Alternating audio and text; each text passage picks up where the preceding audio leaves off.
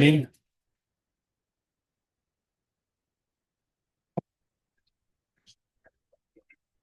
Take roll. Take roll first. Yeah, We're all here.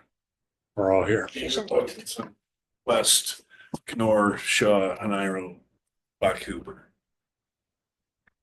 And Core. Okay, first item of business then is approval of the minutes from February 19th. Need a motion for approval. So moved. Is there a second? Second. All in favor of approval? Aye. Aye. Opposed? Minutes are approved. First item of business then is the Springfield stormwater basin screening done by EOR. Do you want to introduce it, Eric? Yeah, so a group met with town of Springfield last summer, and that was me, Jim Bachhuber, Lisa, and Brian Gatto. And they gave us some locations that they had scoped out to build some basins, for mutual benefit. So we, Water Resources approved an amendment to EOR's contract. And Steve has finished that work and he's here to present the results. Sure. Where would you like?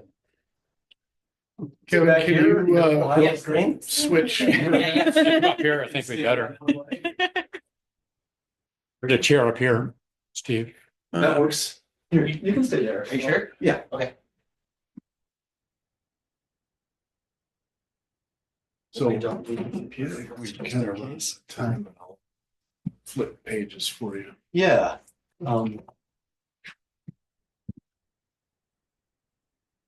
So looks like you've got the memo, seen the maps. There are 5 potential locations that town of Springfield representatives suggested. So locations were given to us to review. They're in red. What's in yellow might look familiar to you. It's ponds from two previous City of Middleton studies, first by MSA in 2018. It's going to be a while. And then EOR in 2020. And our opinions are based on what we learned in previous studies of water quality and flood reduction for what cities called ponds A, B, and C with a variation of A2 for flooding and water quality in comparing with these basins. So this has not been an in-depth engineering analysis of these locations, but it's what can we say based on mostly on studies that city has already paid for, plus some additional thinking about it that we've done. And Eric, you had good ideas that you fed us and looking into this and kind of thinking about what can we reasonably conclude here based on information that we've got available. Steve, are those the same sites that USGS report looked at? I think they are. Yeah, I think they are. I think A, B, and C are. Yeah, I think A2, I believe, is a new one, but I think A, B, and C were. Yeah, thank you. I think it's actually originally the USGS study. Yeah, this one here. Yeah, and then MSA looked at them for water quality, and then EOR looked at them. I think USGS just looked at flood reduction. That's what we. What year was that, Yeah. Warren? Your report? 2001. Thank you. Yeah, so I guess people have been thinking about these locations for 20+ years. The cut to the chase is, our opinion is it's not worth pursuing development of ponds, stormwater control for water quality or flood reduction at these sites. And the memo goes through and explains why and talks about some other alternatives approaches. Can I just comment that based on what I heard at that meeting last summer, the town's main motivation was they had some flooding across town roads and county roads, and they were trying to reduce overtopping of culverts and damaging their roads was the main. And I'm glad you mentioned that because, our flood flood reduction benefit that we looked at is all downstream of the city, Confluence Pond in particular. What would these ponds do for big flood, like the 100-year flood for Confluence Pond in that area that was hit so hard in 2018? And similarly for water quality, we're looking at the city's obligations for compliance with water quality regulations. Doesn't mean there aren't any local benefits to flood reduction that the town might experience. Or you could think of doing some other things. We mentioned briefly wetland restoration in these areas.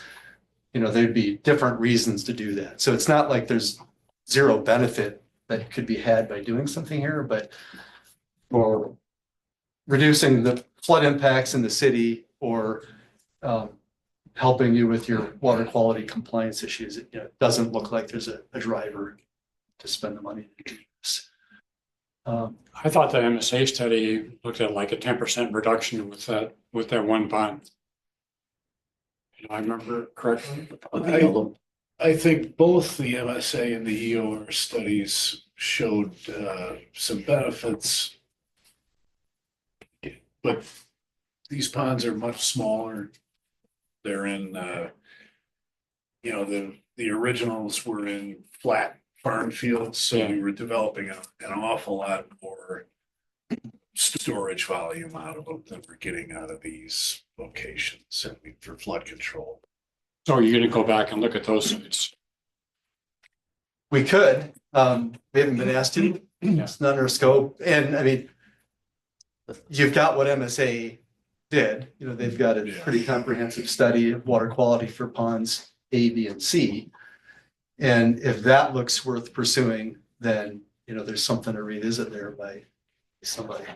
Let me just, my understanding is, the yellow ponds would not be of high interest, I don't think, to the township because it's not protecting the infrastructure that they're interested in. It's all downstream from the roads that they care about, understandably. And I don't think they would have much incentive to work on the yellow ponds that I can see. I think the town's proposal was, where can we locate things where we're not using up tillable farm? And that Mhm. also is a drive. That's a valid concern. Steeper ravine areas. The most promising from EOR's earlier study were ponds A and A2.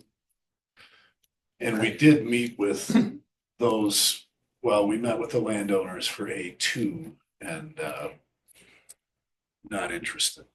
Yeah. And, you can see it essentially take an entire field out of production.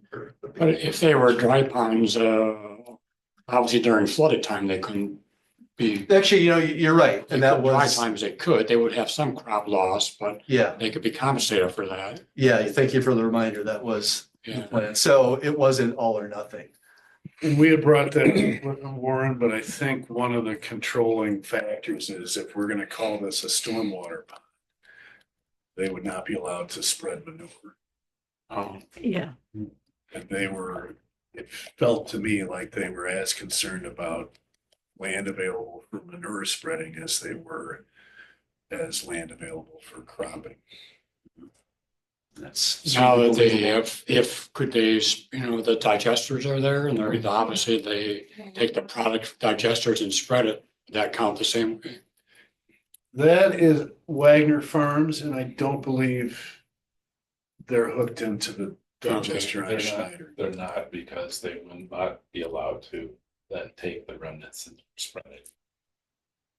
They wanted to do. So they're not participating.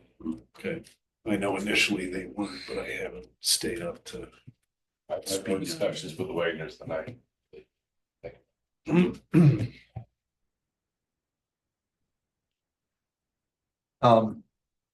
Well, as Eric pointed out, you can see the red outlines of the ponds are a lot smaller than the yellow ones. And it doesn't pop out easily on this image, but 3 of them, maybe 4 of them, are wooded areas. So they're kind of wooded ravines. It's steeper, it's narrower. Trees add complications and expense and impact to construct it. Pond one, the northern long skinny one, is in a more open area.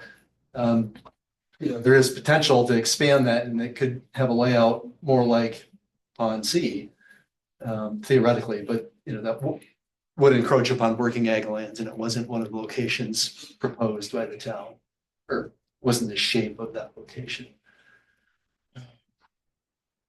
Any other overview? We can jump to a few more details. Yeah, there's your flood mitigation. So one of the points one other fine point, the ponds sites in Springfield are steeper. So the design for the yellow outline ponds A, B, and C conceptually was to construct a berm at the downstream end to impound water when there's a high flow coming through. The steeper it is, the less water you can impound, or to impound the same amount of water, it's got to be deeper and deeper and deeper. And at some point, it just becomes unrealistic. So if you picture a 10-foot maximum depth at the downstream end where there's an embankment built, you would need 2 or 3 different cells, stair step, like a stairway, to be able to occupy those footprints that the town offered. So that's sort of complication number one.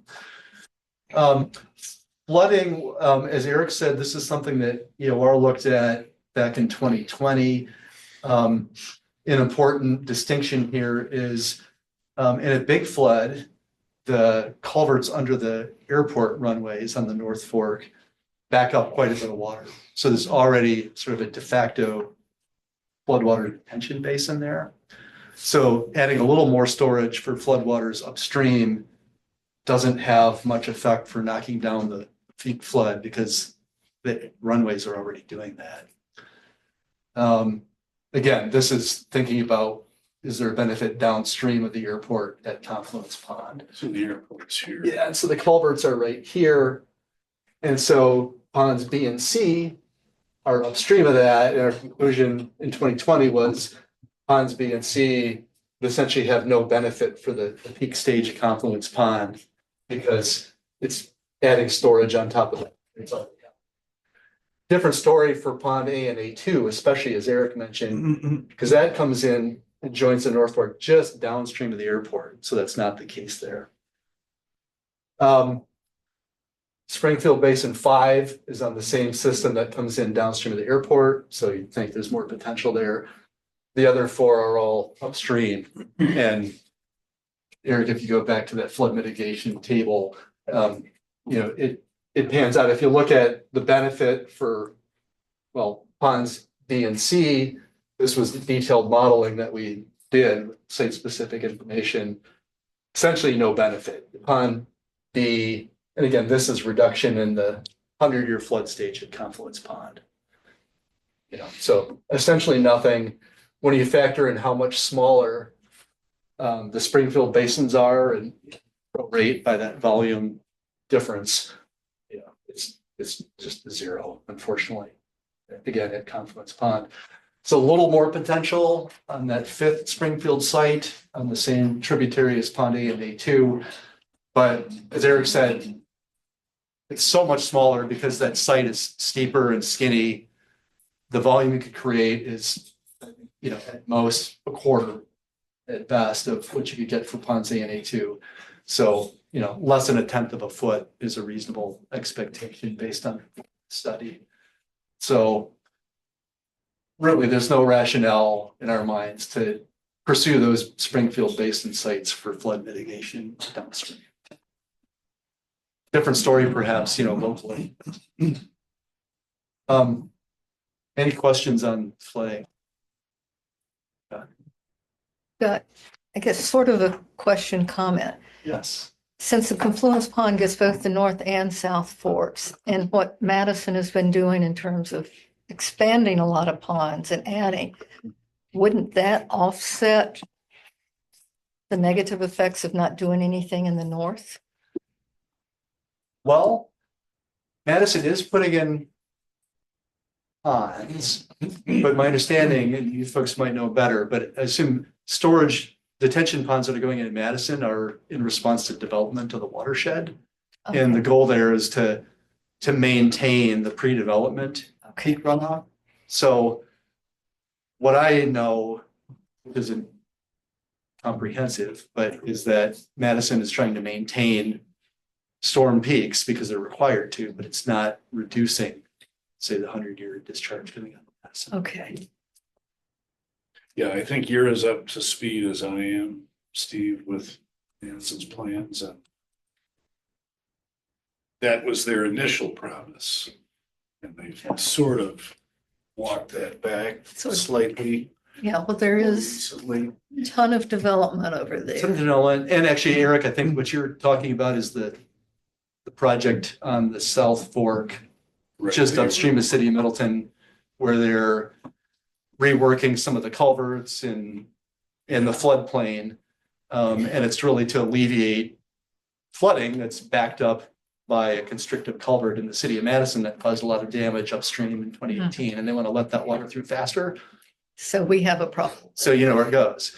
Yeah. And they, like Eric said, their initial plan was that they could do this without increasing floods downstream, and they realized there was a problem with that conclusion. There is some increase, and you might remember some mind-bending conversations last year. We kind of looked at some of the details of that. Yeah. And they did offer, informally cost sharing to us Mitigate. if we could identify a project in Middleton That could help. on the South Fork. Nothing in writing, it's just talk right now. Yeah, just from staff, Mhm. that was not an unreasonable request. And the real, I've thought or mentioned before is that a lot of private businesses that have big parking lots on the South Fork in Madison Mhm. and putting in some cost sharing, some detention facilities on there might be something worth looking at. I think we've talked about that, but it didn't go anywhere. Agreed. They're Yeah. looking at public land, not private land. But those huge parking lots, they have no controls because they were built before the ordinance went into effect. Yeah. Can I ask why those ideas didn't go anywhere? Just not following up, no one followed up, or Yeah, didn't have the money, or it was infeasible? no one followed up. As far as, we had a conversation here and I think we mentioned it to Madison, but number one, time was a factor. the real issue is if and when, and I think Greg and Janet made it clear, it's a big if. The culvert under the belt line gets expanded, that's when the real issue would hit us. Up until then, the culvert's basically holding back water, belt line cover, that is. But if that ever gets expanded, then We have there's a some problem. problems down where we are. I think if I remember the numbers right, even without the culvert being open, it still could be a 10% increase in the 100 flood, 7% or 10. But without I that, it could think, be I up to think 20. you're, yeah, I think that's about right. And with it being open, it could be up to 20%. That's a lot more, yeah. So, yeah, it's worth thinking about what could be done, and if there are parking lots, especially that are above the 100-year flood elevation, so that they wouldn't be underwater in a big flood. Yeah, You can the hold ones- back some of the runoff. Got some potential relief. So I don't know, Steve, we're gonna go through all these topics, then my big question is gonna be, do we need to get back to the town of Springfield to say, well, we did the study, we analyzed it, thanks, but no thanks? Is that, We have already transmitted this to them, Jim. You did, okay. And I think I sent the invitation notice to the town clerk. Either way, they were aware we were discussing it tonight. when did they get this? When did you give me the fine? 2.5 weeks ago. So it's been a while. And we haven't heard back anything. I just wanna close the door or close the, Yeah, I didn't process make, out. Brian Gatto made that transmittal, so it's possible you heard something back and it hasn't forwarded to me yet, but Okay. they're aware of it, Okay. at least. If you want, we could just run through the conclusions, and if there's questions, circle back up in the memo and talk details, but. yeah, Sure. Okay. We've already talked about 1 and 2, except on 2, there's another thing that's worth thinking about in terms of construction cost. Structures that impound water across these waterways would almost certainly be regulated as a dam, the Wisconsin DNR.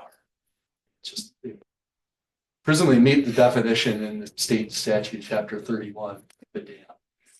Doesn't mean they couldn't be built, but that certainly adds money, expense. And more long-term commitments than simply a stormwater pond in terms of maintenance and reporting.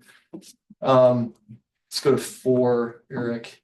So we looked at sediment and phosphorus, again, building off of what MSA did in 2016 and 2018, plus some additional research. MSA for the ponds A, B, and C looked at 2 types of practices: traditional wet stormwater pond, and then infiltration basins. And the wet pond is more effective for sediment, total suspended solids reduction, somewhat. And importantly, as Jim can lecture us on, I'm sure, dry basins currently don't get credit from the state and are unlikely to get very much credit based on the standard that's it's still draft, right? It's nearly. So for sediment control, I think wet ponds, they do have some potential. Probably there's more potential sediment control than flood control or phosphorus control for these. But although the cost per pound of sediment removed that MSA calculated is lower than, well, actually, sorry, let me back up. Sorry, I'm jumping ahead to phosphorus. The issue is these ponds, technically, they have potential to remove enough phosphorus to meet your TMDL goal, the Rock River TMDL, or total maximum daily load. The city you're close to meeting that target that's in the TMDL. But I think 5, 6, 7% off. I don't think we're that close. I don't think I Then let's go back up and look at that section because it's in here. We're at 77.25%. That's 82% that we're supposed to. Yeah. So 2.5, 4.5%. Yeah, so if you look at this table, the reduction, Sorry, I'm going back to this. that's okay. First, That's sediment, not phosphorus. Yeah. yeah, sediment, you're close, phosphorus, you're not. Yeah. So this additional 21 tons, it is feasible to capture this in basins built in these Springfield locations. By the time you think about constructing multiple steps, the dam issue, there's some potential complications with wetland permitting at some of these sites, and then the maintenance costs of one or more distributed practices up in the watershed. Eric pointed out, and I agree, it's probably more cost effective to, in the future, expand Confluence Pond where you're getting your treatment now. And it sounds like in the next 5 years or so, it probably needs to be dredged to restore storage. And if there's an opportunity to increase the storage a little bit in Confluence Pond, that is probably a more cost-effective way to get to that TSS. Even with all those caveats, the other thing is some of these are in line and you can't build inline water quality treatment anyway, right? And It's certainly the case for phosphorus. EPA wouldn't give you credit for it, but I suspect to do the same thing for, since it's a TMDL, you're right. Yeah, so that's just probably the straw breaking. Why can't you get credit for it? DNR frowns on using waters of the state as a pollution control device. In other words, that's what you're doing. That's a water of the state, and now you're gonna trap pollutant, and that's a no-no. So they do not permit, or very rarely permit, inline, what they call inline, in-stream treatment devices. That's what we're talking about here. Yeah. And I understand the logic. If they're gonna call it a water resource, and then you're gonna purposely accumulate sediment there. Right. Now, Confluence Pond got grandfathered in. That's a whole other story. That happened so long ago that Oh, yeah. DNR. Getting credit for one thing is removing the pollutants is maybe the bigger issue. Well, but you're not. You're still keeping the pollutants in a water of the state. That's what you're doing. You're just trapping it in one spot, not letting it Go for it. go Well, another spot. if you dredge it, you are removing it. Okay, you can talk to DNR. That's right, it's DNR and it's US EPA Yeah. also. You say, well, it's like I said, it's a water of the state, it's a water of the US, and it's not And- pollution Is it- controlled To device. bring that, I mean, expansion of the Confluence Pond would raise these same issues. That's true. When That's we true. dredged it, the It might- deal was we yeah. were going back to original line and grade. And if we want to expand it, that's a That could be an different issue. Yeah, problem. so there's a can of worms to sort through here, really what the options are. But we did look at the alternative instead of inline, could you do offline ponds for phosphorus? And in these locations, the answer is really not feasible. Other locations, different story. So let's look at phosphorus. As Eric said, they're a lot farther away from meeting the TMDL target for phosphorus. For Pheasant Branch Creek, the reduction for total phosphorus required by the TMDL is 78.1%. That is on What page are you? on? page 6. So next page. Okay. Yeah, there's phosphorus. So there's the target. Need 78% reduction. The city is getting credit for 40% now currently based on modeling. So the difference is you're paying into the Yahara winds, right? You see $50 a pound per year Yeah, for phosphorus. I think it's slightly under $50. So there's an expense there, paying a lot of money to make up for those pounds. So an MSA study in 2018 for the city looked at phosphorus removal at ponds A, B, and C. Their conclusion, as far as the design goes, was an infiltration basin is much more effective at reducing phosphorus in this watershed than a wet pond would be. So we've looked at infiltration basins, and this is really because so much of the phosphorus here is coming from manure that it's mostly, well, not mostly, it's about half dissolved according to the data from Todd Suntebeck in USGS. And wet ponds just are not effective at treating that dissolved phosphorus. They're good at settling out particles to the bottom and storing it, but dissolved pollutants tend to move right through. So infiltration basin designs here. Same problem with the site locations. Steep site isn't an infiltration basin. You want it to be flat, spread the water out, let it soak in. So you'd have to stair step these sites to do it. Even if you could do an inline basin at these sites, the removal is low. And Eric, why don't you scroll back up to the table since it's the same table on the previous page as phosphorus. So these results, projections are for an inline pond, which you really can't do. But if you could, you're getting perhaps tens of pounds per year of phosphorus removal. Again, this is based on comparison of the size of these ponds with the ones that MSA evaluated in 2018. So there's a little bit of leap of faith, but it gives you the idea of the magnitude. That is, it is less than the reduction that's needed. So what MSA calculated was city needs an additional 980 pounds per year phosphorus removal. The best case was this pond 1 up in the north. But again, it's 200 as opposed to almost 1,000. When you get into the issue about needing offline basins to get credit from EPA and DNR to do this, it goes way down.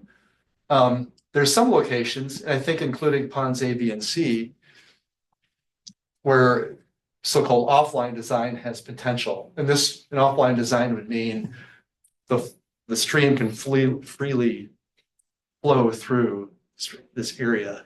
But when high flows spill up out of the channel in the floodplain, some of that water spreads into basins.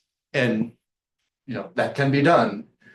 And if it's a flat site where water spills and spreads laterally a lot, you could capture a pretty significant fraction of the runoff. At a steep site, steep walls like these sites, the water's kind of funneled downhill. There's just not much room without doing tons of earthwork to create those flat areas. So the water would tend to bypass these little practices. So, we did some projections of how much offline storage could you fit in these locations? What area might you be able to treat? And it's really a tiny fraction of this. So inline basins, don't create enough potential removal of phosphorus to meet the TMDL target. And when you consider offline basins, which you would just have to do to follow EPA and DNR policy, it's just a drop in the bucket. So really, either continuing to buy into Yahara winds or dreaming up some different phosphorus reduction strategies would make more sense than pursuing these locations, unfortunately. What are we actually measuring the phosphorus for this? Well, USGS is measuring phosphorus reduction, but the credits, and correct me if I'm wrong, but the credits are based on modeling. Yeah. Okay, I guess my concern is, because this is USGS at basically Parliament Street or something like that. All that water then still goes through the conservancy. Can you not lose some phosphorus in there? And it doesn't go into maybe it should be measured at the lake. The modeling is more favorable than the USGS monitoring. The workhorse is Confluence Pond. Yeah, We're getting 77.5% TSS from the Confluence based on model. I think Warren's data fluctuates pretty well, but it's between like 50 to Sediment, we're getting about 60%, yeah. but for phosphorus, more like 26 to 30%, and 40% is more than that. I guess I'm just wondering, don't we lose some going through the conservancy? You might, Right, yeah. yeah. And that we maybe need to at least take some samples down there where it goes into the lake and see if there's a big difference? You have to separate yourself from the real world where you monitor stuff versus the regulatory world Yeah, where you just no. model stuff.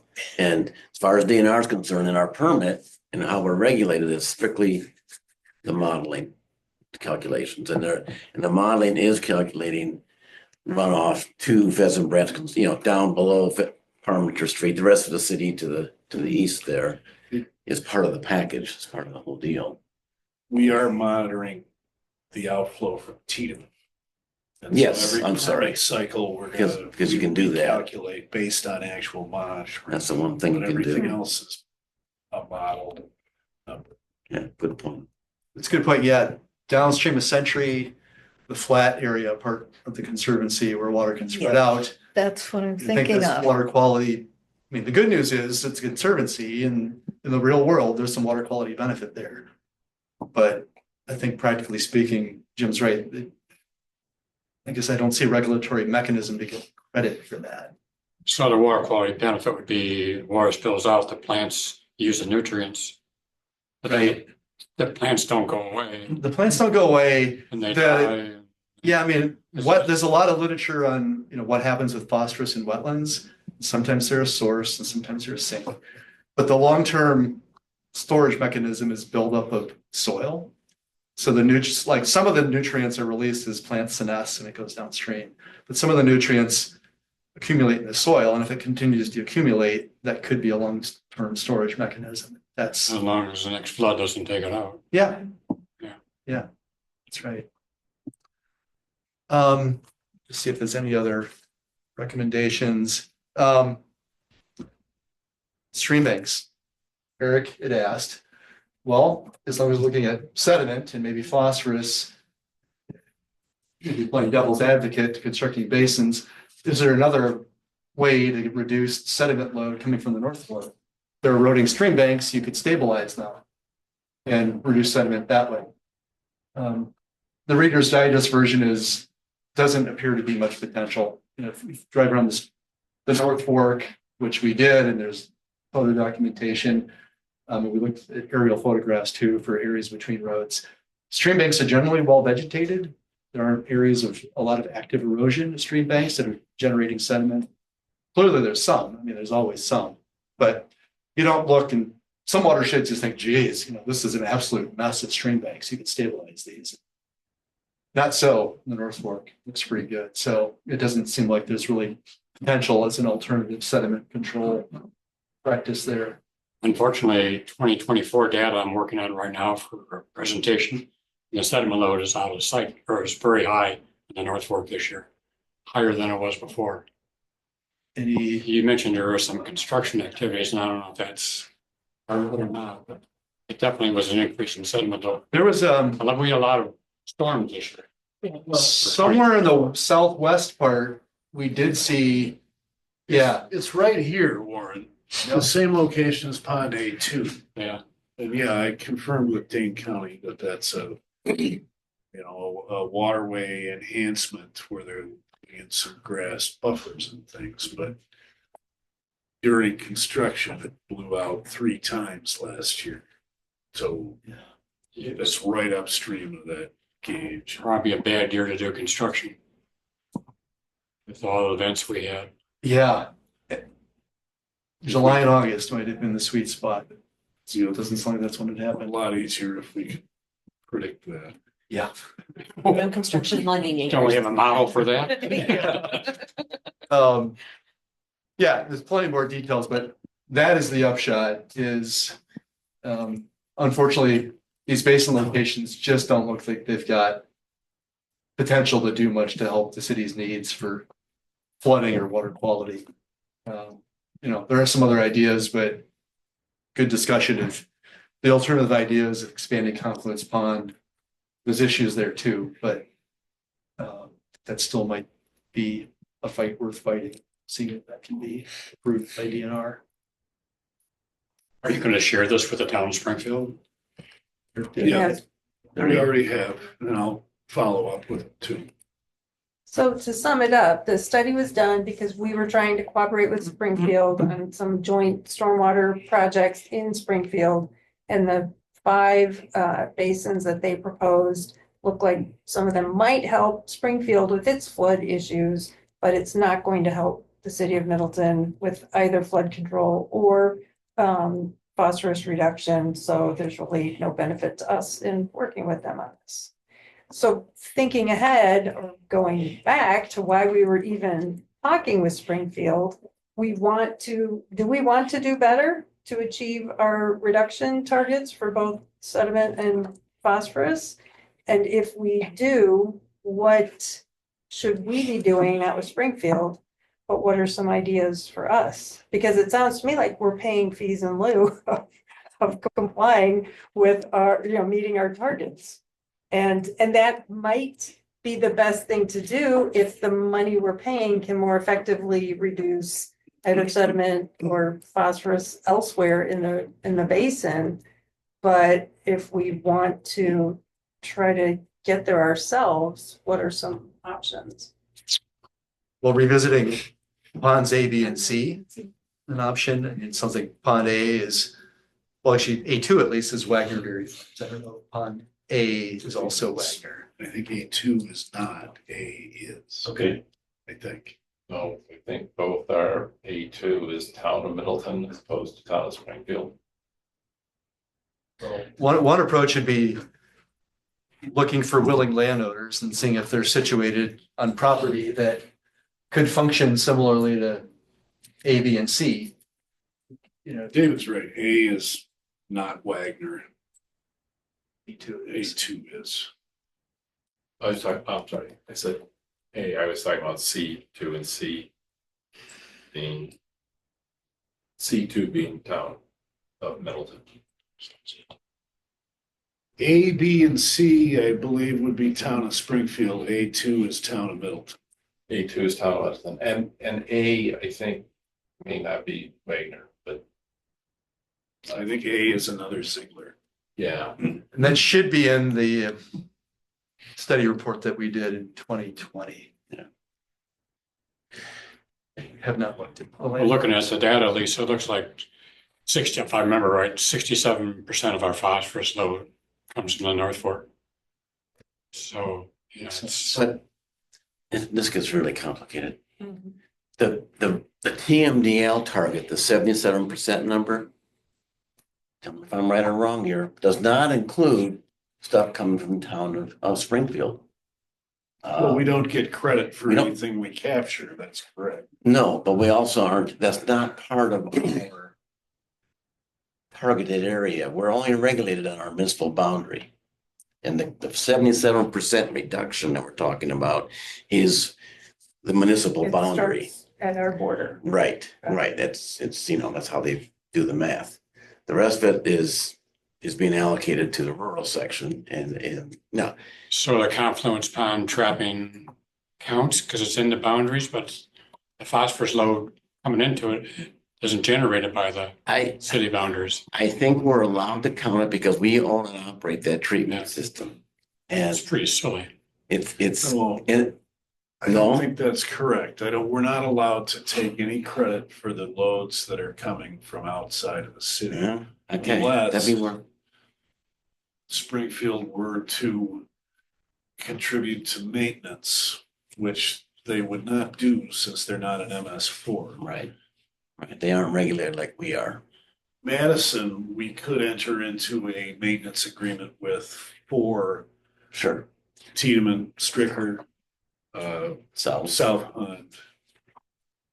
And then Madison could take credit for those pollutant reductions in exchange for contributing to the maintenance costs, giving us money for maintenance of those facilities. If it didn't count confluence fund, that modeling, how do we get to 40%?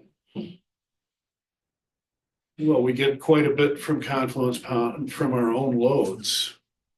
You know, just on a mass basis, we're not able to take credit for all the mass from Springfield, town of Middleton. If I'm making sense. Well, I mean, I got a pie chart to show it. Most of the loads don't come from the state of Middleton. Our gauge at Deming Way is upstream on South Fork and Madison, and then one on Airport Road is Springfield. And so there is a way of calculating the amount of phosphorus that's going into the confluence pond from Middleton, and it's not very much, maybe 5 to 10% of the total load From the city, you mean? from the city. Somehow we're getting 40% credit reduction for that, plus the other structures we put in place, right? Well, so even if there's 100 tons of phosphorus coming from Springfield, and there's 5 tons coming from Middleton, we're still getting 50% out of that. Confluence Pond of Okay. that 5 tons. I It's, don't know how they ever modeled this. don't ask. Yeah. It Okay, is what it is. But the other point I want to make is, you know, the target of 77% for the municipality of Middleton, the urban area, and DNR knows this, it's not a big secret, is technically, engineering wise, not feasible to do. You simply cannot build enough phosphorus control within the city of Middleton to hit 77%. If you treated 100% of the land, couldn't be done because the management practices don't achieve 70% of phosphorus control in themselves, except for some infiltration and that kind of stuff. Anyway, so economically, if you just want to look at the economics, the $50 per phosphorus for that we're paying into the winds is the biggest bargain around. It's the best deal we could possibly. We could never treat phosphorus for $50 a pound in structures, in structural measures, you know. And hopefully sometime when that money's being used for rural practices, it's doing some good. Shit. Yeah. Yeah, that's certainly the elephant in the room. But the county is allowed to use that money anywhere in the Lake Mendota watershed or, river watershed, not just Pheasant Branch. They can use Middleton money for any tributary to the Madison Lakes system. Or downstream of. Within the county, I think. Yeah. Yeah, we better keep moving, so Yeah. we could cover a lot of topics. Yeah. It's no end of rabbit holes. Thank you. Okay. Patient. Thanks, Steve. Thanks. Thanks, Steve. Next topic then is the 2025 draft conservancy lands plan. And I don't know where to start with that, Eric. I guess Well, Kevin Short is here, Assistant Director of Parks and Rec. And maybe Kevin can introduce this whole thing. Yeah, thank you. This plan I think represents what I'd like to see as a blueprint for how the department and how our conservancy lands committee operates over the next 5 years. So this is a process we started in I think about June. We've taken public involvement through online surveys, through some in-person meetings. We've met with staff from not only the Park and Rec Department, but planning and Public Works. This guy here, the blue shirt. Yeah, he's in the blue. Down. Yeah. And we've reached a point where we have a draft.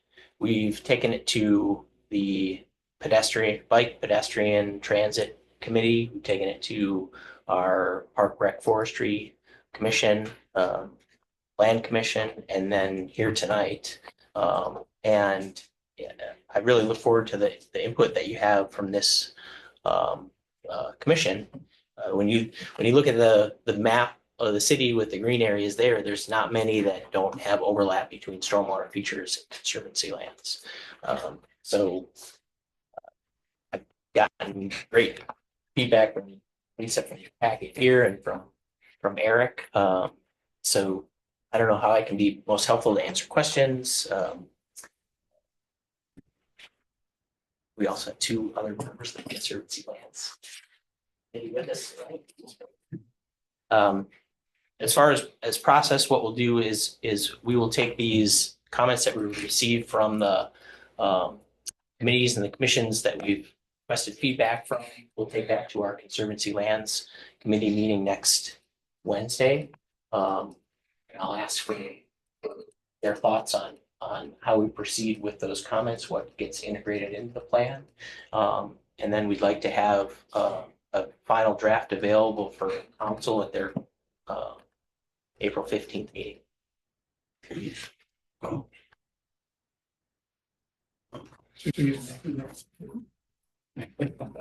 Yeah, that sounds. Yeah, spring. So I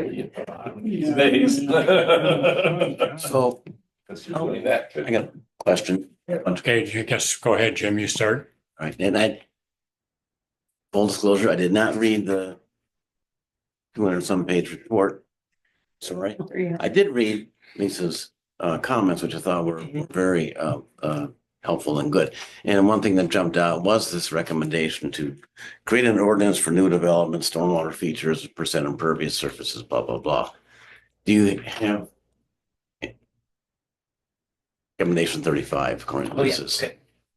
I don't know what went into that or what the thoughts are. Are you suggesting technical revisions like the amount of controls that are required, or percent impervious? It's kind of a zoning thing, right? If I understand right. I'm kind of guessing that it was somewhat boilerplate language. Perhaps. Yeah, I think that there's something to it there. And Lisa, I don't know if I see it here, but I think what you had said was, does our ordinance already in place not do that. Is that, Right. Yeah, that's what I would question too. So- We have a pretty strong ordinance as it is for new development. so I think that's something that you probably have to look at and say, is there anything we can add here? And maybe the answer is no. Yeah, I started that one too, and the comment, and number one is don't our runoff about to conservancy lands. You know what? Say that again? Almost all our runoff abuts the conservancy lands, and so it's almost any runoff from Middleton is going to have some effect on conservancy lands. So it isn't just for, I mean, it seems like that's an overkill by trying to say it's for conservancy lands Yeah, I would agree. because it's any runoff. Yeah. But I do like that part of redevelopment. And I think we should maybe as part of our reading our ordinances, looking at redevelopment. We could toughen that up, right? We give somewhat of a break to redevelopment. In what sense? Well, isn't that we don't allow, they don't have to meet it. It's a separate standard for redevelopment. Yes. And- We're requiring 40% TSS for redevelopment, which matches the DNR code. We do require infiltration and recharge for redevelopment, which is more strict than DNR or Dane County code. And flood peaks, Flood peaks, our ordinance still just says 100-year. 100-year, no matter what. But we're bound by the counties, which says 200-year Yeah. peak control. Okay, so maybe redevelopment isn't an issue then. So recommendation 35 says work with planning and public works departments to determine how increased runoff will impact conservancy stormwater features, create ordinances for new developments, stormwater features, and percent of impervious surfaces to protect conservancies from runoff impacts. So if there's a way that we should be changing that, I'd certainly like to hear it. I think this is the Well, commission that, It does sound like boilerplate. yeah, Like this would be in any municipality's conservancy lands plan. And I feel like a recommendation like that, create ordinances for new developments, I mean, it's There's my not a question, specific- yeah, my question really is like, wait, are you aware that we have an ordinance Mm-hmm. already? And if you are, what specific changes do you think we need to make? yeah, And if they can't tell us that, I don't think that's a very. then it should useful- be dropped there. And Recommendation. maybe just Yeah. maintain the ordinance that are already in place. I don't object to maintaining and monitoring current ordinances. But, and if a change is needed, work with those committees to make those changes, or approve them. But again, the boilerplate doesn't. Yeah. Understood. the comment you make about, or it is made, sorry, about imperviousness, percent imperviousness, I mean, that's a huge issue, of course. And I know that zoning just got through going through our own zoning code and revamping everything, and I assume somewhere in that code is citations on percent imperviousness for various land development. That's correct. It's in there, right? Yep. And from a stormwater point of view, I'd always be in favor of less impervious and more pervious, for any zoning issue, but I know there's other pressures that come to bear on that. So to me, that's more of a zoning recommendation, maybe. I think you're gonna get much traction on that one. Yeah, Yeah. it's, if there's not specifics to it, it's a recommendation that. Yeah. Yeah. It's kind of off, I know this is way out of the scope of work we're doing here and everything else, but like when you mentioned that all the greenways, like through Stonefield and all that, those are all considered conservancy. They're being added in. They are right now, today, they are not part of the conservancy. I think Eric's comments that you have up here touch on some of this stuff. I've got, yeah, quite a few comments, just, and I can phrase them generally, if we want to get into those, but yeah, I think we need to tread carefully when we talk about rezoning things as conservancy. There are many conservancies that are currently maintained by public works staff, right? You know, so we have budget constraints. There were 4 spots when I did the stormwater utility rate study that I said, let's put these in the native vegetation. If the feeling of the committee is to greatly expand that, I think it needs to go through, we need to consider how much it's gonna cost and do that as a part of budgeting and things like that. They did remove a couple of, stormwater conservancies, and they created like a new classification, which is called a native vegetation management area. Mhm. They took out a couple of ones that were previously classified as conservancies. One of them, Spring Hill Basin. The other one, Shorecrest Basin. And they've reclassified those as, a public works maintained stormwater facility in native vegetation. And those, just to generalize about some of those areas, they're maybe isolated from other conservancies, or they're smaller in footprint. Is that? I think they did, yeah, they want to maintain some continuity to, or a corridor to include some of these areas as conservancy. So my question on that is, if it's and I think it's Stonefield's a classic example, I call it a greenway, it's a drainage way. It can be native vegetation or not. Native is, of course, nice and all that. I'm supportive of that. But like, if you zone that or call it conservancy land, does that automatically mean things like stormwater utility funding cannot be used there? Or does that have any implication on management? of that? That's a good question, because, well, You know what I'm saying? Yeah, I get what you're asking, yeah, and I'm trying to think if there's, Current zoning, stormwater facility would have to be a conditional use. So, for example, if Confluence Pond was zoned conservancy and we wanted to expand it, we'd have to go get a conditional use permit. And that would involve a public hearing. So it does, that's why I brought that up. Yeah, it's a good, I mean, it's kind of, Complicated. Well, and the Spring Hill Basin is zoned conservancy, so if there's work done, like right now, it's a non-conforming use. So if we do any work in it, we have to get the conditional use permit. I'm not sure if we do, if we're just returning to, if we're just doing maintenance, I'll phrase it like that. yeah.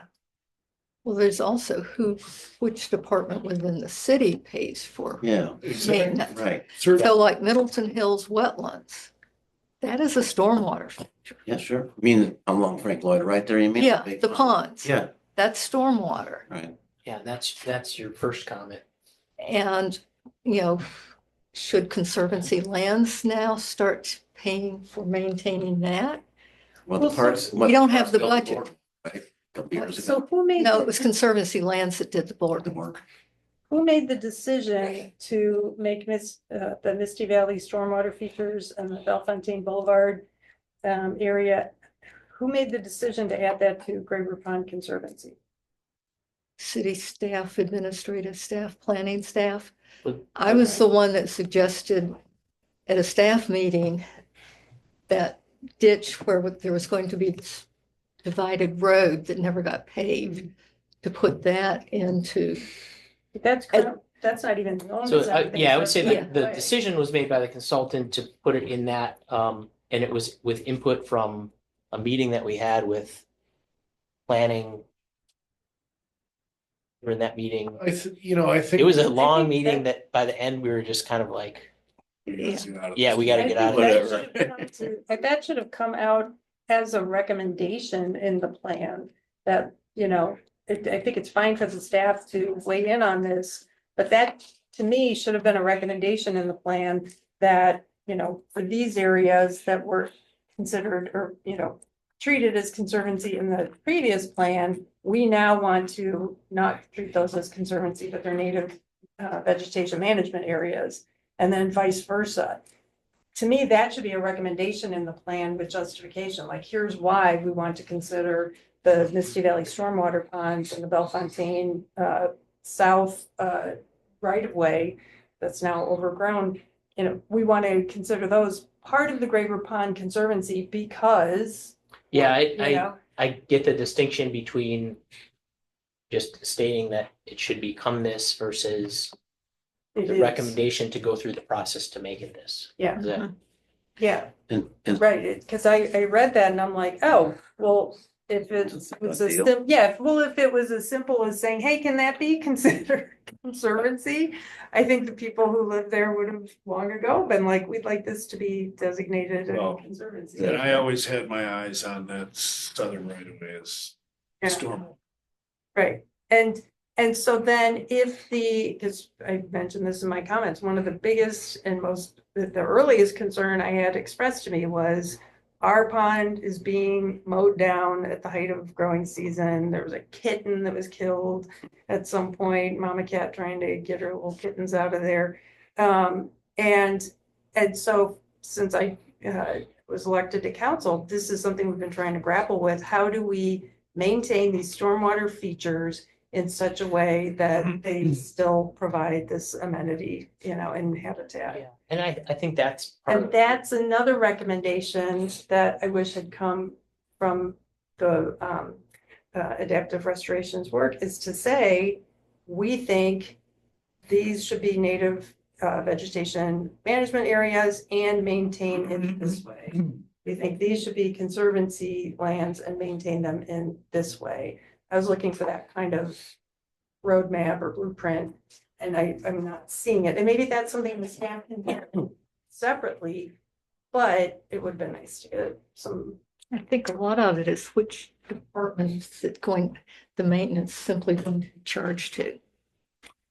But that's not the only thing, because whoever is doing the maintenance, because when Parks is available, they'll go do it. If Public Works is available, they'll go do it, and they do it differently. Yeah. And then they, you know, whoever's paying for it. Yeah, Well, remember, part of the issue was that Public Works didn't really have any dedicated staff to follow a schedule. You know, it That was the would've- last priority. Now that we have a field foreman on board, and Jeff Madigan is on the line here, Hi, Jeff. that is, you know, we do have more freedom to schedule things more appropriately. Yeah, and Appropriately. I think one of the things that we craved when we started this process was having guidance for how that collaboration takes place. Yes. And that's That's the key, because if one time Parks goes in and mows and like doesn't cut everything down, and then another time Public Works goes in and they follow a different approach, that's when people get upset and start calling. Yeah, yep. So I think that's stuff though that's got to be worked out with city staff, with their staffing and budgets for what they can do. If there's recommendations for a certain type of action, that's the starting point for that conversation.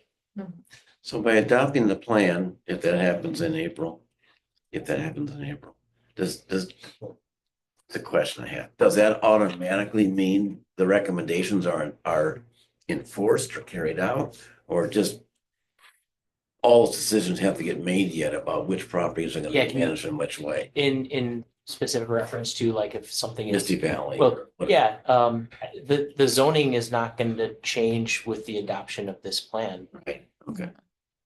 And who takes care of what property necessarily may not change until there's some other administrative decisions made based on this plan? Is that Yeah, and essentially what would happen? I think there would be recommendations put forth that say like, this is what we recommend as the collaboration between departments or the division of work or funding. Yeah. And then it would be up to staff to implement those recommendations. If this plan was, approved, published, I think public perception Yeah, might it's be done. swayed by, oh, but it says it right here in the That's, plan. that's, This is that's the thing, conservative. that's the concern. That's, You're not following the plan, so you're violating a plan now or something, I guess. Right, but we just need to, that's up to council members to make sure they're able to explain it, maybe with help, some talking points that the communications manager can work on.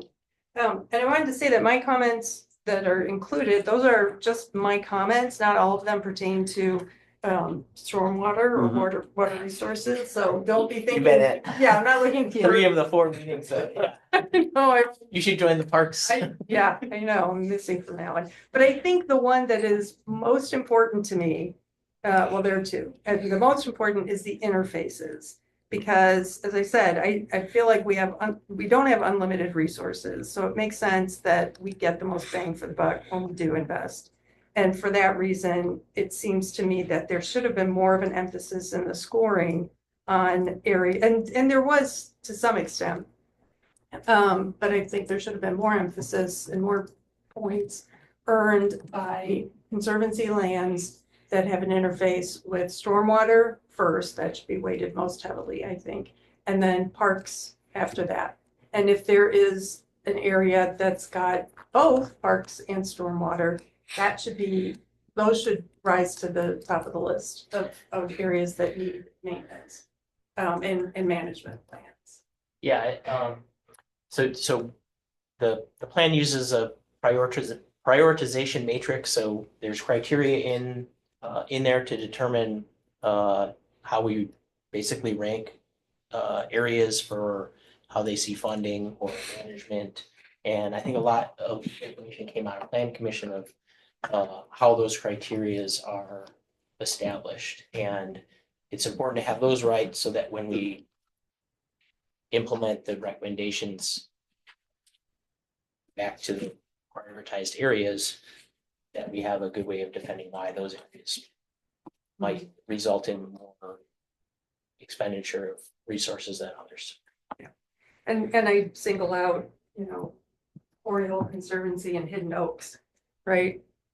That's a situation where Hidden Oaks, and actually there's a problem with the scoring for that one. But I'll talk about that later. But, Hidden Oaks was on the list to get a management plan a couple years ago. I think it was 2023, and we didn't, every year we're like, okay, what needs to be cut? And we cut that one, the management plan, and thought it would come back in 24. And now I think, is it in the budget? I don't think it's in the budget for 25. Hidden Oaks? No. Yeah. So suddenly Oriole Conservancy, which honestly, members of the Plan Commission were like, we didn't even know that was a thing until What conservancy? Across the street. Oh, Save the Hill. and now I recognize where it is, yeah, okay. Yeah. Across from, And Across from the. that Yeah. it's rated as a high priority for master planning, which didn't make sense to me because it's got a low priority for conservancy land maintenance, and I'm not even was sure. that talking to Plan Commission or planning staff? No, it's the scoring. It's coming from the scoring, although there is I think it's inconsistent to say it's a low priority for maintenance, conservancy land maintenance, but it should get a master plan. Yeah. Because if you're gonna do a master plan, you should be planning to do some maintenance. There's no water nearby, but there is a park nearby, but it's not adjacent to the conservancy. It's cut off from the conservancy, by a fence. And that struck me as odd that one has never come before council. I think it's scheduled for, is it 2027? I can't remember what's in the budget, but for the capital improvement plan. Yeah, and then going back to the scoring, there's points earned for having a system of volunteers, which I think I understand why that would be part of the scoring, But to give the Friends of Pheasant Branch the same score, to score 5 points for the Friends of Pheasant Branch existing and 5 points for the Friends of Quarry Hill Conservancy existing, You're not comparing apples to apples. Not at all. In the organization. not at all. Those two. Yeah, so, and that's why I had a fairly long list of, because Kurt Paulson's the one who brought up, if you have 27 factors, how, isn't everything gonna like trend to?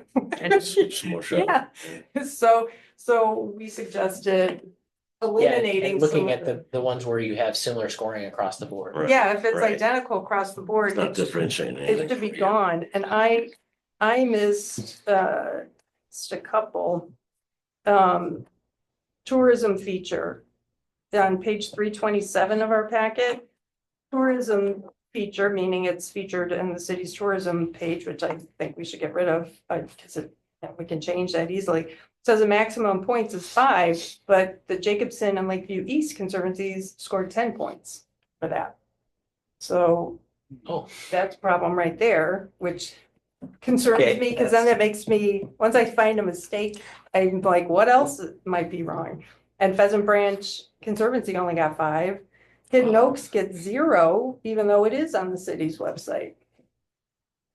And then for, And as you pointed out, that's one that we control, whether it's exactly. essentially on those. Yeah. Yeah. And then for visitation, I know 17 is the max, but Pheasant Branch Conservancy only got 15. I think that might be because there were ties. 2 received 8 and 2 received 11. It shouldn't make sense. Not, Pheasant Branch Conservancy should. Eric, score what the page highest. is that? This is 326. I can't, or 327. I can't. And my neighbors whose backyards have the Pheasant Branch Ridge Greenway path going through it are aghast that Where that is the Greenway Branch path? You have mentioned that, but have you ever, so you know where Whittlesey Road is? yes. Yeah, and you know It's where north the of detention Whittlesey. basin is? I'll pull it up to show you, You but it's, talking about the asphalt path? Yeah. Yeah. Whittlesey between, okay, I know where you are. yeah, because I Okay. mean, that's always got Yeah, somebody, walking a dog, taking pictures of the owls. yeah. There's so much action there, and it's not just our neighborhood, it's also people going from, So seeing that as a deficiency in our data, where maybe a recommendation should become to getting better, whether it's trail counters or a way to quantify the visitation, Yeah. if we're gonna use that. Yeah. That makes sense. but I think the better thing to do now, since you want this to come to council on April 15th, would be to take that particular factor out of the scoring, because I don't think it's legitimate if it's based on. It's not done equally across all the areas. Yeah, if it's just reflected in who responded to the survey and you had a highly motivated group of individuals responding because they're trying to save the hill, it skews the results. You made the comment about Graber Pond not being hydrologically connected to Lake Mendota. That's in I just was asking, because that's scored, Seemed to me like it is. that's Yeah. what I would have thought, but it's scored as if it is. Intermittently. I don't know, there's not a legal definition of that. I don't know what where you draw the line. Well, Tiedemann's not unless you talking about pump that since before I was here. Say it. that again here? So we've been talking about whether Graber Yeah. discharges Right. and what elevation it should, Right, but right. so the 2006 Ken Psyche Graber Master Plan identified the overflow elevation. I don't know where that came from, but we are now Nobody knows. bound with that just from a conservancy master plan.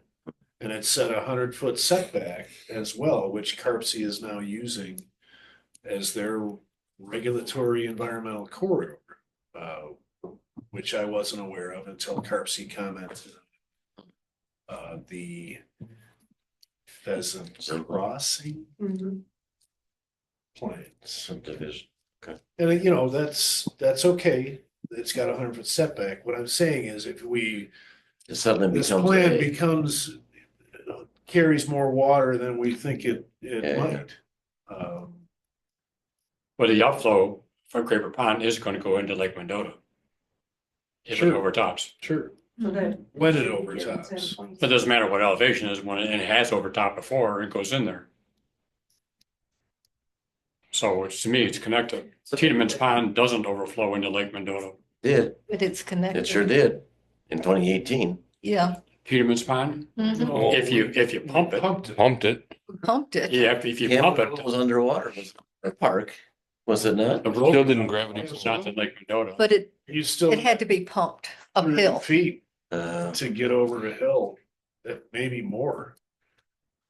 who got there through the storm sewers? So the. Yeah, the- that's. The criteria. Yeah, Got pumped if- through the storm. Pumping would do it. Matrix. Yeah. End of a loop. Pumping would do almost anything. Yes or no hydraulically connected to Lake Mendota? Is there a better way of prioritizing? Why is it an issue, or why is it even, it became a factor in the scoring system, right? Yeah. That's why Right. it was, And some of these are probably scoring systems that came from the last plan, that came from the plan before, so they, you know, without this review, where you're asking why, they just sort of move forward. yeah, Is, I think sometimes how these happen. same question, but yes, so that's her pond, I suppose, it only flows sometimes. No, the low flow outlet from Esser is close to where it usually sits. Yeah. Maybe not last year, but I'm sure it's discharging right now. Yeah, everywhere. I'm gonna shift a little bit if I could. When talks about some areas that are zone PUD, planned urban development, and being converted over to conservancy and vice versa. If the plan is implemented the way it's written right now, would any privately owned property become conservancy zoned? Let's just pretend it all got implemented at once, just the way it's written today. Would there be private land that becomes None Zone that I can, that I conservancy. can think Of of, my yard. There already is. but I don't think the plan adds to No, that. the plan doesn't add to that, but the Pheasant Crossing Conservancy lands are zoned as conservancy lands, even though they're privately owned. which means for that property owner, they can't do anything with it as long as it's zoned conservancy. For that particular development, it's complicated right now.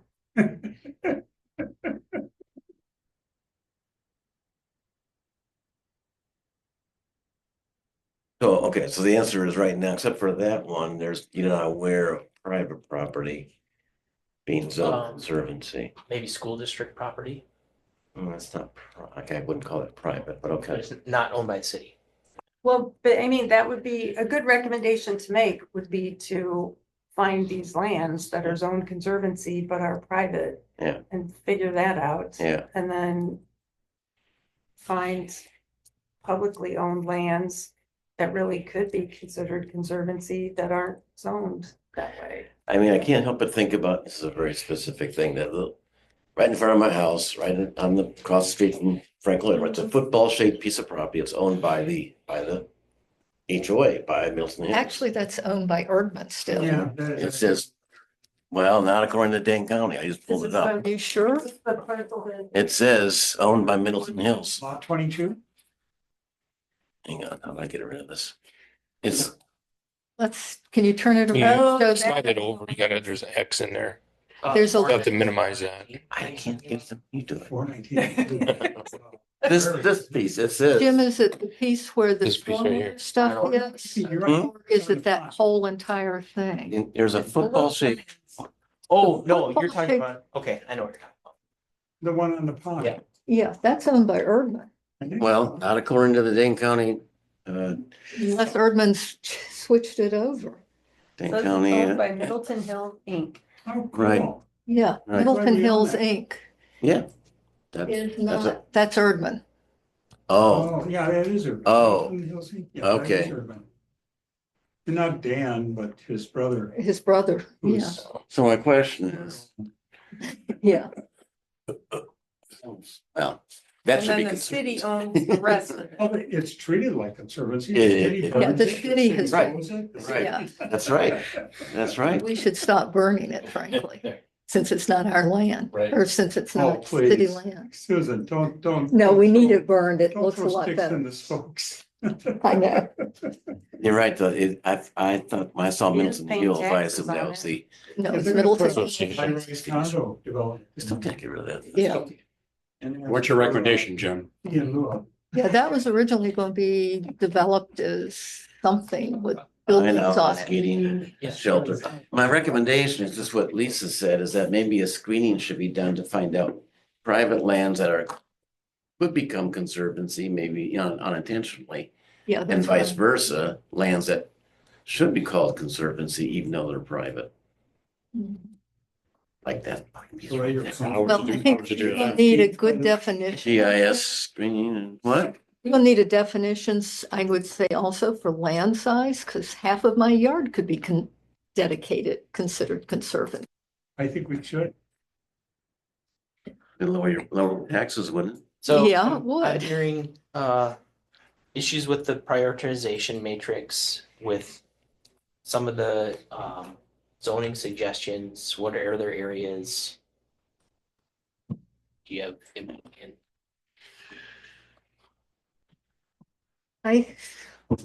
Big overall picture thing that I see is, and this is coming from years of being on conservancy lands, where at some points they worked well with water resources, because actually like the funding of the pond behind the police station, conservancy lands is a grant. Long time ago, but it did. And we had a lot of discussion of it at CLC. I think it's good that big picture that we need to work together, both departments, to manage a lot of these things, because citizens are looking at a lot of the areas that are stormwater things and thinking it's conservancy land, like the Middleton Hills wetlands, all along Pheasant Branch going out to Penny Klein Park, because it does provide a lot of recreation. Stormwater basin close to your house, the Gaylord Nelson. Yeah, that's another one that I think people don't realize it's just, even though it looks like a stormwater detention pond to me. It is a stormwater. I know, but other Goldfish people, tank.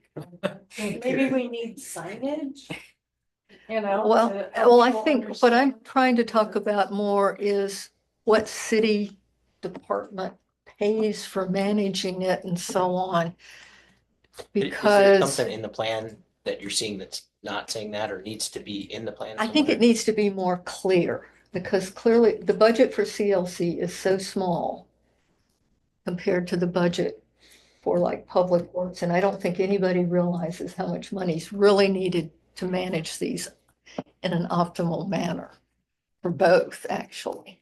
I agree. So if this plan is going to recategorize things or take things that are being maintained by Public Works right now, the cost needs to be considered and Yeah. where Where it's going to come from. it's going to come from. Otherwise, because unless CLC gets more money, nothing's going to get done to them. And that's a major problem. I agree. I would say CLC traditionally comes to council with lower budget requests, and I think it might have been because of the sentiments, the direction it was getting from previous councils. And I think it would be strategic for the staff to get together and figure out how to divide up the conservancy land, parks, and stormwater facility maintenance. And I'm not sure who gets the native vegetation management areas. Are they all stormwater features? I think the way they've proposed it so far, those are stormwater features, yeah. Yeah. Well, native vegetation is good for stormwater. It's also good for conservancy. So it's, I mean, putting in as much native vegetation going out to Penny Klein Park all along there is helpful for infiltration all the way along. I you agree, agree. Susan, but it's But- more expensive. Yeah, it is a little more expensive. And after more research, you know, the dollar amounts I put into the rate study, I undershot it. Yeah, Kevin, can I ask you about the ranking of the recommendations? And this was one of the things I asked for, I think, is, are these in order of importance? And I also noted that like over 30 say they're short term for the next 6 months, which is crazy. I would think there are maybe like 7, that you could do. Anyway, the number 1 is to apply for deer abatement funds. And I don't know if that's because that's a very simple thing to do, trying to get funding. Yeah, I don't know what the, if there's any, rhyme or reason to the order of them. That's certainly a question that I had, yeah, after reading that first one Yeah. so I'm pretty confident saying they're not in order of importance. Okay, because I was gonna say, I would put number 18 at the top of the list, followed by number 20. Which is request- I want that on the top of the list. Well, right now it is, you said, I'm sorry, 18 and, 18 is request operational budgets that keep pace with inflation and any added conservancy management areas. And 20 is add a full-time conservancy lands dedicated staff. okay, yeah. Yeah, Those- I'm going with that. Okay, So- that's it here.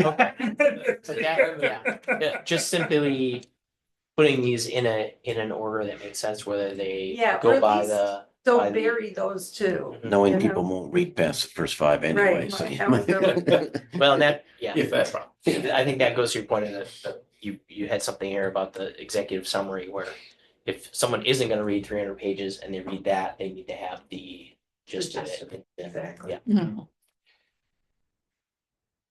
Yeah, because there's, Grace, do you have some comments? Not that it hasn't already been shared. I think you guys captured. I have specific for the consultants themselves because they use some of our data that we provided them, and I have some questions about how it Oh, was perfect. used. Okay. But including an entire appendix that's missing that apparently is going to include our data. It's listed as Appendix E, but there's no Appendix E. There, okay. ooh, That's a big catch. yeah, Susan, do you have any other additional comments? not really. And I'll deal with them next week. Are you done with yours, Jim? Yeah, I don't know how you're gonna get this ready for council to. Yeah, That's think my it's- big comment. Yep. Council's got- We need- Well, and I think so, thinking about how we're gonna go about this, I'll kind of distill with Eric's help, the comments from tonight, put those with the comments that we received from other committees and commissions. We've got a public comment form that closes tomorrow night. And putting those together, bringing those to next Wednesday's meeting Yeah, and as a committee deciding what we want to go from and maybe we make a recommendation to move things back so that we can. I think there's some stuff, some sort of big ticket items that we have to. Yeah. award. There's- And I'd be surprised if we're ready by April 15th. yeah. So I think that's going to be the nature of conversation that happens at the Conservancy Lands Committee. Really did appreciate Lisa. This comments. Absolutely. And Eric. There's one I had, I couldn't find it. When I first read it, I saw buffer strips. So you're proposing to have 100 to 300 foot buffer strips around Conservancy land. But I couldn't find it again. Is that in there? I found it. It's on page 66. This goes back to Eric's concern with I think Is it this says, in Misty? improve water quality of all, it's objective 6.1, I think. Improve water quality of all lakes, creeks, and kettle ponds within Middleton's conservancy land system by providing a shoreline buffer zone of diverse native vegetation 100 to 300 feet along the edges of streams, wetlands, and ponds, but notably not the lake. Well, number one is how you. Is that for all new sites or the existing ones you're proposing to expand the conservancy lands? I'm not sure what, I have it as page 66 in the packet, so I'm not sure. Goal number 6. Yeah, 6.1. Lake Which is is all on page private 35 land. on the. Mhm. Lake is all private I was gonna land. say, Yeah, 'cause yeah, Eric, you said, I'll tell the think that- lakeshore owners they want to put. Take their house under the, so goal 6 says improve water quality across conservancy lands, Middleton stormwater features and whatever's not showing. And then 6.1 kind of restates that a little, but changes it to not mention stormwater features. So I think it's the objective. I don't know, the objective seems, This is not the first version that I had commented on, and I think initially there was a struggle with understanding of what the stormwater features do. Like, we were talking about Confluence Pond, and the consultant would phrase it as the conservancy, which I take to mean the conservancy surrounding the pond, is providing all these water quality benefits. And I had to explain, no, it's the fact that this is a wet pond that's settling sediment that's giving great benefits downstream into Lake Mendota. So initially there was more language in there talking about setting water quality goals for stormwater plants within conservancies. I said, no, Don't, yeah. that's what's actually giving us the water quality. Mhm. Not in that spot, but for everything downstream of that spot. so the question is, are you talking that 100 to 300 feet? Is that? So I don't know if that's saying where available, Yeah, that needs to be, meaning like, Where available would be a much better thing to add to that, yeah. or wherever possible. yeah, so, Wherever possible, or new developments, or, yeah, Even or that, are you going to purchase land? yeah, because that's probably putting that out there as an ideal condition. Yeah. I do have a general comment I made before about the uptake of nutrients by plants. And it's true that they do, but if you harvest them or cut them or burn them, they're back in the system again. So I guess I'd be careful about Yeah, and that attracting too much of that taking credit. for quality this. credits for Yeah. uptake of nutrients here. It's a good thing to have those, but if you burn them, I'm not sure what happens. I'm sure the phosphorus is laying on the ground, right? And if it's run next rain, it's in the system. If you cut the grass and remove the grass, that would take it away. Take it out of the watershed. Take the black earth. Drive it to. I don't know. And you mentioned on that one page about the heroines are removing 54,000 pounds. That's really an estimate. So I don't know, that's pretty picky on my part. It's based on model study that's what they're going to do. It really didn't happen. So I guess I would maybe say it's estimated or something like that. And is that 54? I didn't read that part more. Is that the whole winds problem or just the Middleton? It's the winds, not Middleton. Huh? It's the program. the whole program. Last year removed 54,000.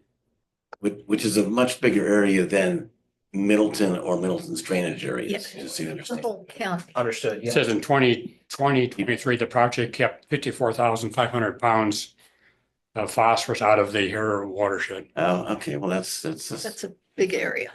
an accurate statement. People might think we're talking about Middleton, and that's not talking about just Middleton. That needs That's all I'm saying. specifics. If you want to just talk about Middleton, you could talk about how many pounds of phosphorus were removed by the confluence pond. Yeah. With something that might help was details like In that, 2024, it was 5,000 pounds. would it help if And the sediment was 1,300 tons. if they put details like that in a document specifically for staff and left it out of a document for general public?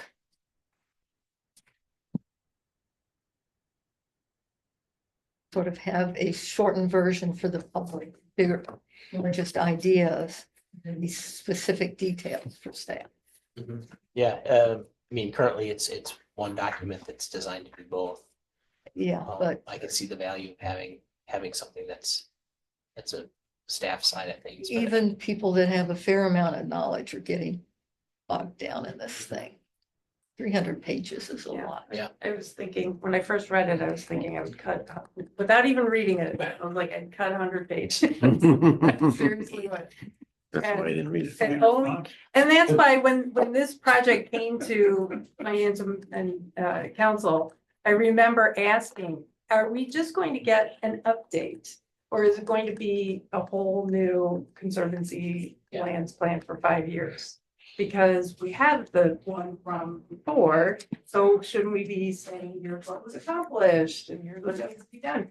And I will say I'm disappointed that it turned out to be, and I don't think they cut corners necessarily, but I find more succinct plans to be more useful, because when you see that it's 300 pages and you start to read it, it is rather a chore to read.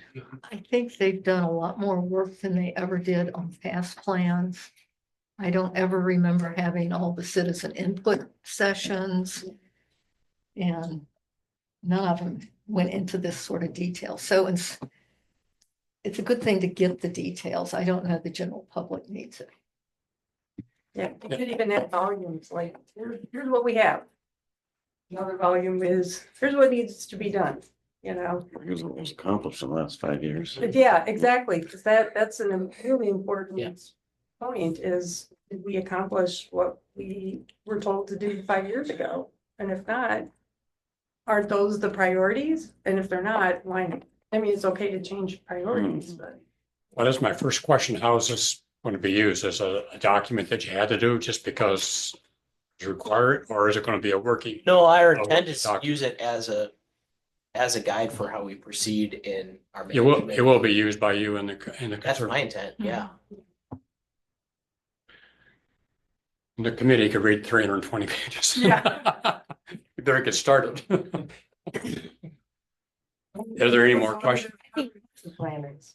I think it was raised, but just using bookmarking within the document. and Yeah. Making it a little bit That more that is straightforward. absolutely a comment that I've gotten every time we've opened that document and had it go through. Searchable either. Yeah, Yeah. so that is But it's. Actually, I was able to search text. 100% hearing that.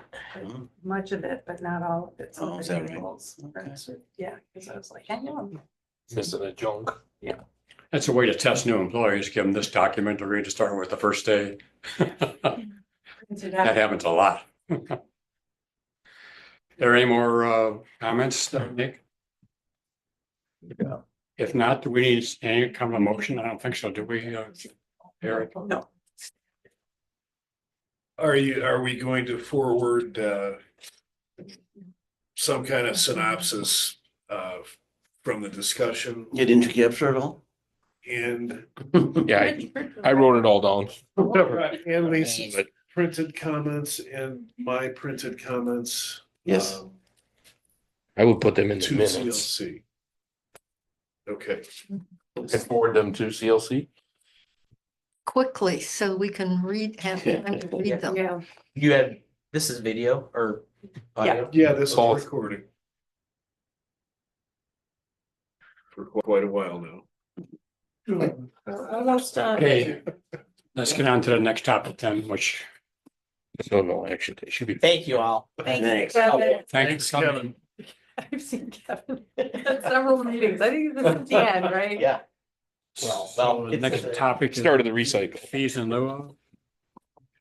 Right, so last night, council did not refer this back to water resources. I watched the whole thing. So it's okay. Humor for you. There was no discussion. Oh, yeah, there was discussion. No, I think you're, Yes. Here. are you asking Here. right now, do we need to discuss? No. No. I'm not sure. What'd you say, Eric? I said no. We didn't need. Okay, good. No discussion. We need a motion on it? Beat my lips. No. No. No. Okay, so next item then is items for a future meeting. And since Eric, I'm like he's leaving us, we talked about that confluence pond and enlargement. And I know you had some ideas. Is it possible that you could put those down in some kind of a position of what we should do, a recommendation? Doing my best to make a summary recommendation for every facility. Oh. You are going to I'm going to do my best. start with the confluence. Maybe the next meeting should focus on Eric's recommendations for everything. Including Brief. the story, like, you know, what are the, go extract the Just last vote on little record. bit out of it if we can. Bring it Yeah, back. I'm serious. Well, you don't plan to be here next meeting or not? No, so my last day is gonna be the day before the next meeting. I'll How be at, strategic is that? Gives you a clue why he's leaving, huh? I will be at the meeting. And maybe there will be new staff. Rich will be here. But the other thing that we haven't got done is we're redoing the ordinance. Yeah. And that's a big one. And the feed. And you already took a first crack at it, and I assume. None of that was ever presented. No, well, you'd made one presentation. But I think that was more just. a kinda general gather thing, you put all thoughts. things from the county together. But it was more the total ordinance, not the condensed version that for water resources. Well, it all is, but. Anyway, it's probably too big a topic. I assume you could pass that on to Richard. And I know I passed a draft copy on you with some recommendations, so I assume they can get passed on to somebody. Or ignored, or whatever. Yeah. I doubt ignored. Well, I can make them again. It's in the file, Okay, and we'll see what happens. What I intend to do and what I'll be able to do. yeah, I mean, that's. Right, well, Isn't that life? Yep. can you still change your mind? Okay, no primary, Could, but he. okay, yeah. Any other, always talk about you making a presentation, Grace. Yeah. Sometime. Happy to do so. Yeah, I think May, Penciled in for May. perfect. Okay. May a good time for you with finals and all that jazz, or is that a bad time? I know that I will be up at the field site, but I know that I will have internet and I will be zooming in for that meeting.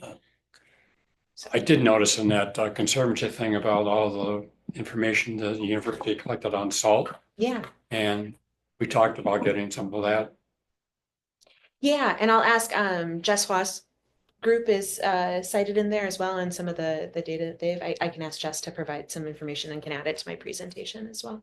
She and I work closely I together. guess if we so- could see where the data, have or link to the data so we could see it. Yeah, Did they actually work up salt loads or just that?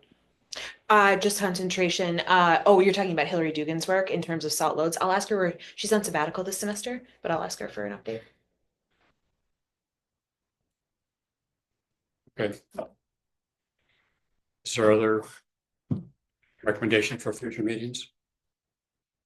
Fee and Lou. Well, Sometime would in that the be part future. of the whole stormwater?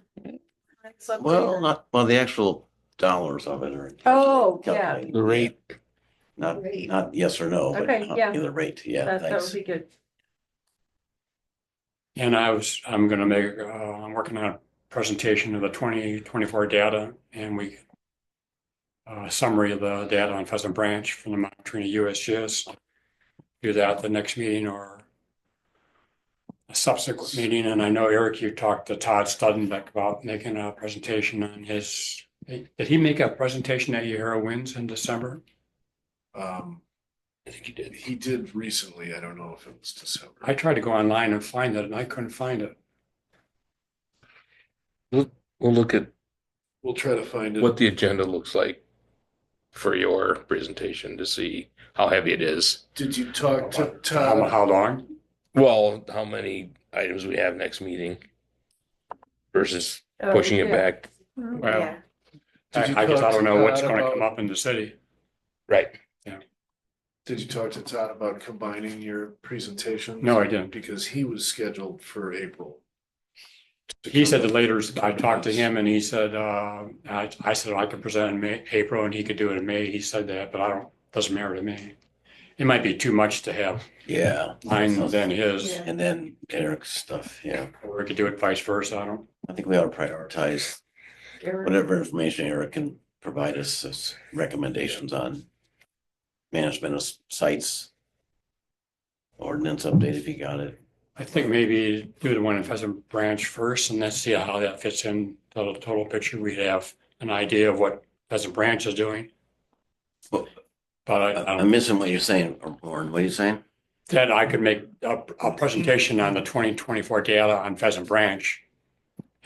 And then we would have that knowledge when he makes his on the whole watershed. Yeah, I'm just asking if in April, the last time we're gonna see Eric forever, that we give a priority chunk of time to hearing out what his recommendations are for managing sites, all the stuff he was trying to put together on each site and whatever other thoughts you might have. I've written that down for next. So you're saying that that should be a presentation by Eric or is, Yeah. Yeah. if you want to do that? He's not, are we not saying the same thing? He's not talking about water quality data. He's talking about management of our Sites. infrastructures. Ooh, This guy right here. yeah. Yeah. Okay, Yeah, we want to hear from him next time because that's gonna be our last chance to pelt him with questions. Truthfully, it's the last chance right now. He's not an employee. Right, but he is. You're gonna walk off into the wilderness. Oh, we passed that agenda item. Bigfoot pose. he can answer more honestly when he's not employed though. so Oh, he can there you see- go. He doesn't have to worry about it. Just- Now president of- Might have to pause the record. Yeah. Okay. Is there anything else? If not, meeting's over. Now, looking up there, I see the old acronym. We didn't even mention the. The stormwater. We passed it Yeah. at the second reading.